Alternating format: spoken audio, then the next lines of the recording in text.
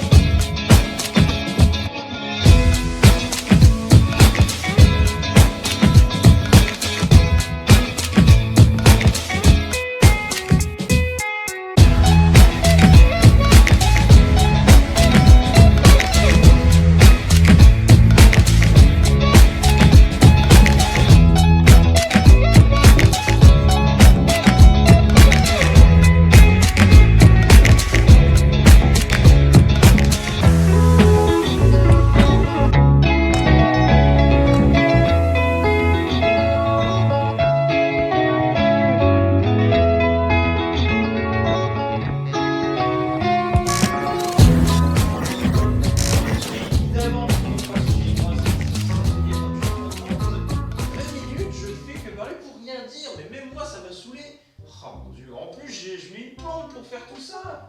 Mais jamais ça va marcher. Non mais c'est bon, hein, jamais on les reverra. Attends, mais... Vous êtes là? Mais ah ouais, ça vous a pas saoulé la vidéo d'avant? Vous voulez quand même essayer? Ah, c'est comme vous voulez, si vous voulez, c'est... Tant mieux, hein. Vous avez eu une première aperçu, hein. Je vous préviens, ces ateliers, ça va être du n'importe quoi, hein. Ouais, vous voulez quand même. Bon, bah, allons-y. Let's go. On va commencer cette vidéo. Et si on parlait du matériel, tiens, pour commencer.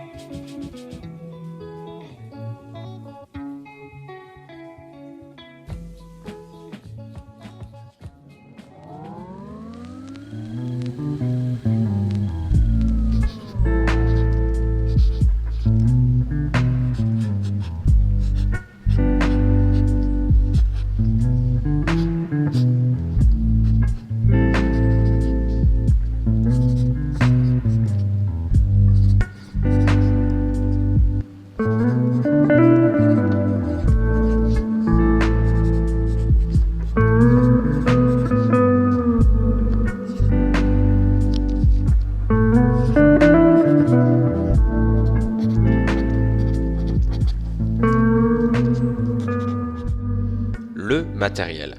Il est très important de comprendre ce que nous avons besoin pour réaliser tel dessin.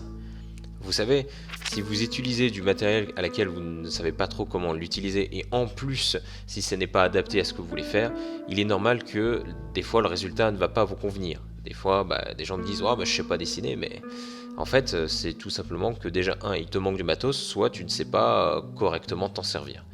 Eh bien, nous allons commencer par là. Et pour commencer cette première vidéo d'atelier, on va juste prendre du matériel très simple. Crayon, feuilles, ainsi que les gommes et d'autres petits matériels qui pourraient aider. Tout ça, ce premier matos si on peut dire, va être la première étape d'une création, d'une illustration. Parce que avant de commencer, alors des fois on voit des gens en un coup, ils vous font un dessin de ouf. Mais vous savez... Pour le faire en un seul coup, c'est qu'il est derrière, il en a fait au moins une centaine de fois le même dessin, ou qu'il a eu plusieurs fois l'occasion de dessiner cette forme, ce paysage, ce qui fait que dessiner, c'est surtout du répéter. Et pour répéter, il faut faire du brouillon.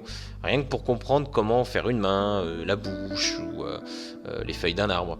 C'est répéter, répéter. C'est pour ça que le brouillon est une étape importante et qu'il faut savoir bien commencer pour bien terminer. Bien, maintenant que cette intro est faite, parlons de feuilles. Moi, j'utilise des feuilles Canson où il y a marqué croquis dessus. Comme ça, vous êtes sûr de ne pas vous tromper sur l'utilisation de la feuille. C'est marqué en gros. Alors, ils sont bien sûr en plusieurs formats, A3, A4, ça, il n'y a pas de problème. L'avantage de ces feuilles, bah déjà pour commencer un brouillon, c'est parfait. Hein, pour les crayons, il n'y a pas de souci. Vous pouvez faire des jolis effets là-dessus avec les crayons, il n'y a pas de problème. Mais pour la deuxième raison, et pourquoi j'utilise beaucoup ces feuilles-là, c'est pour la table lumineuse. Alors, évidemment, on va pas en parler tout de suite maintenant, ça sera pour une prochaine vidéo. Vu la cadence et l'énergie que j'y mets, je pense qu'on sera déjà peut-être... allez, Elon Musk sera déjà sur Mars avec sa fusée.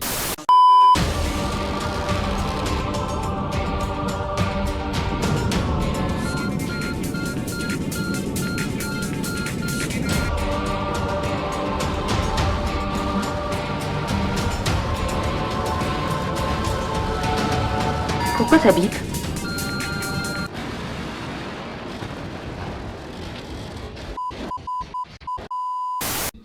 Ce qui fait que cette feuille est parfaite pour commencer une illustration, parce que bah, quand vous voulez passer à l'encre et que vous avez vraiment peur de ne pas reproduire le même dessin, bah, la lumière passe facilement en dessous. Alors vous pouvez vous coller ça sur une vitre, voilà, tant que vous avez une source de lumière en dessous, la lumière passe facilement, et ce qui fait que vous pouvez facilement passer du brouillon à l'encre en décalquant.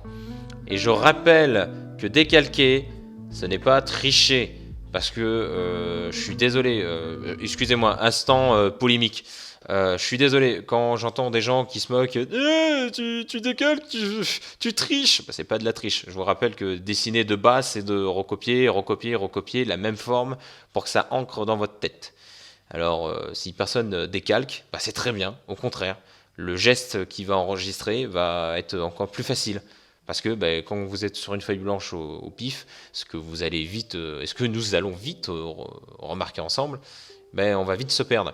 Alors c'est pour ça que les personnes qui décalquent, moi je vous rassure, foi de grébouilleur, vous ne trichez pas, je vous encourage même à continuer si cela vous permet de progresser.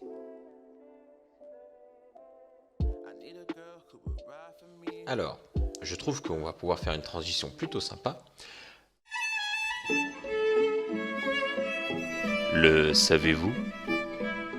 Que si vous dessinez comme un brutasse sur votre feuille, non seulement vous allez bien sûr faire une catastrophe horrible, ça va être un désastre, mais quand vous aurez envie de gommer, eh bien, il va se passer un truc très bizarre, les traits vont rester. Pourtant, c'est du crayon papier, logiquement avec une gomme ça disparaît. Mais il faut savoir qu'en fait une feuille, il faut savoir. Excusez-moi, à la longue, vous allez être très vexé parce que je vous parle vraiment comme si vous avez... Non, je vous rassure, je vous prends pas pour des nouilles. Il faut savoir qu'une feuille, c'est plat. Je viens de m'en rendre compte de ce que je viens de vous dire, c'est vraiment ridicule. L'information la plus utile, je pense que je crois que cette phrase va rester très longtemps. Une feuille, c'est plat. Jojo 2020. Oui, une feuille c'est plat. Alors imaginez, alors vraiment il faut aller microscopique, que dès l'instant que vous allez appuyer avec une mine de crayon, vous allez créer une espèce de crevasse. Plus vous appuierez fort, plus la crevasse sera profonde. Et c'est là où ça peut poser problème. Si vous appuyez légèrement, la crevasse ne sera pas profonde et ce sera très facile de gommer avec la gomme. Mais alors si vous appuyez très fort, là ça va être problématique. Vu que la crevasse sera très profonde, la gomme ne pourra pas l'atteindre et va rester des traits. C'est pour ça qu'un tout début de crayon, ce sont des gestes simples et légers.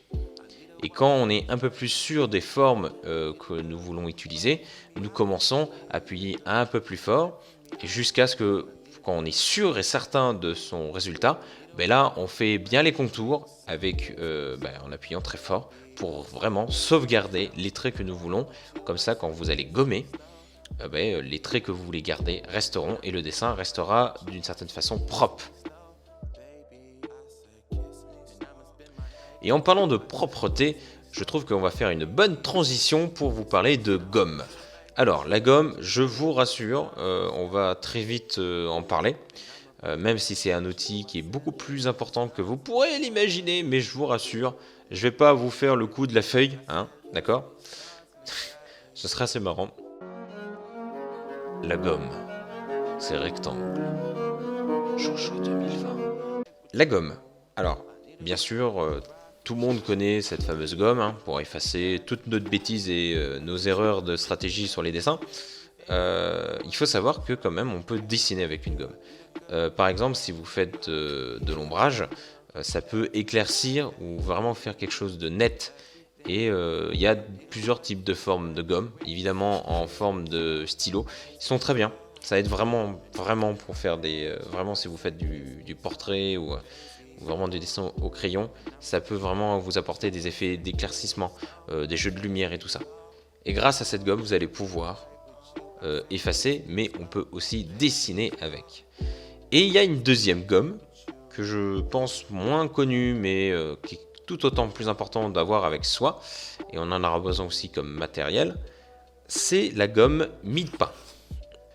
Alors on va être d'accord, moi si j'ai pas compris pourquoi ils appelaient ça une gomme mie-de-pain, peut-être parce que c'est assez souple et on dirait de la pâte modelée, mais bon, chacun sa créativité. Cette gomme est vachement utile. Pourquoi ?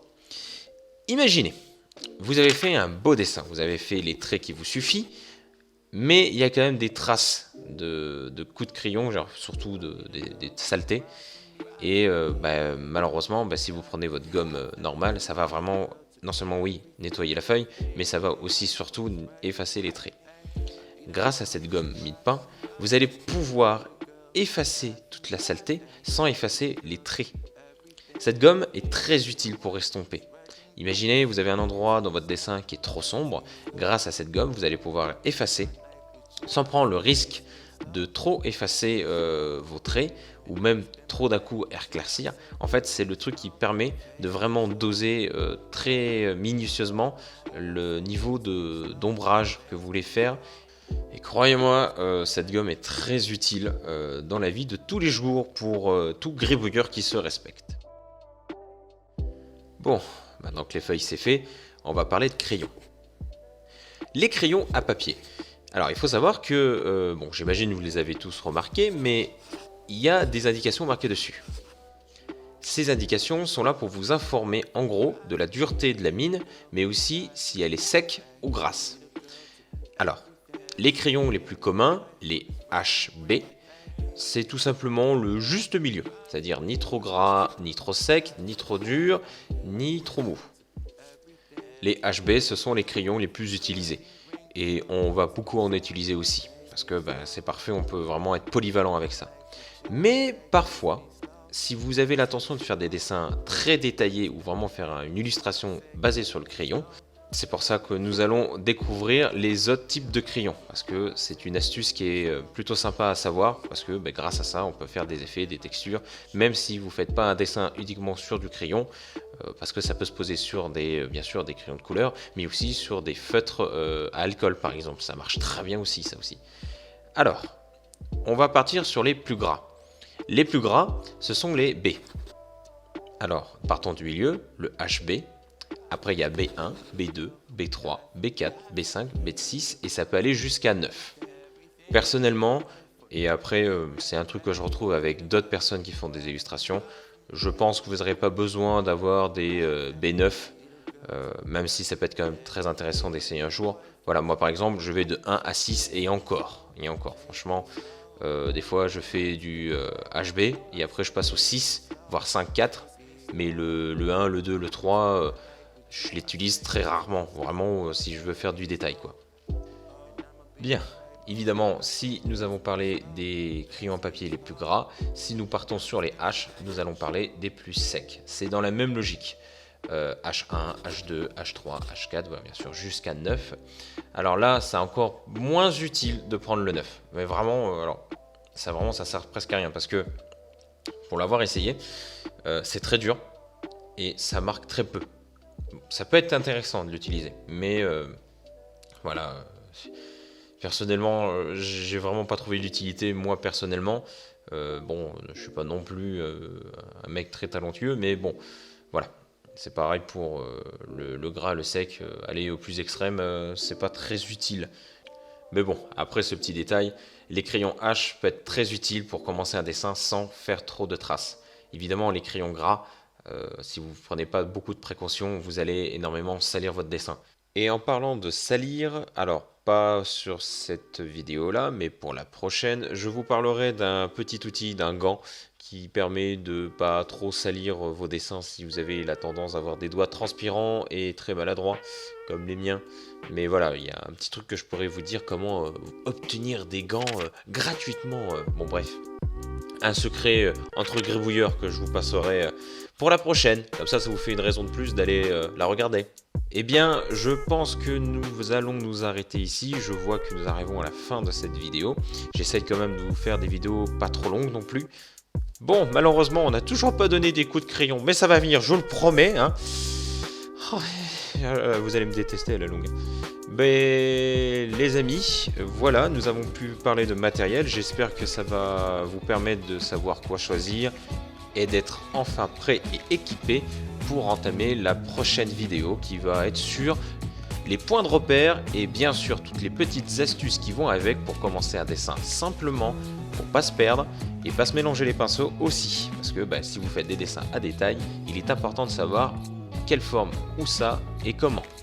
Bon les amis, je vous remercie énormément d'avoir regardé cette vidéo une fois de plus. Restez vigilants sur Studio Gribouille. Certes, la production est peut-être longue, mais à l'avenir, ça risque de s'accélérer. Chasseux que moi, en tout cas, je suis très motivé. Je remercie à tous les gens qui nous soutiennent, car oui, on a du soutien. Et grâce à vous, ça motive des gens comme moi à vous faire ces types de vidéos, ou en tout cas de lancer des tels projets pour vous faire plaisir, pour vous faire progresser, et surtout de vous parler de cette passion qui est le dessin. Bon, les copains, je vous fais la bise, et je vous dis à plus, restez vigilants, et à plus pour les prochains ateliers!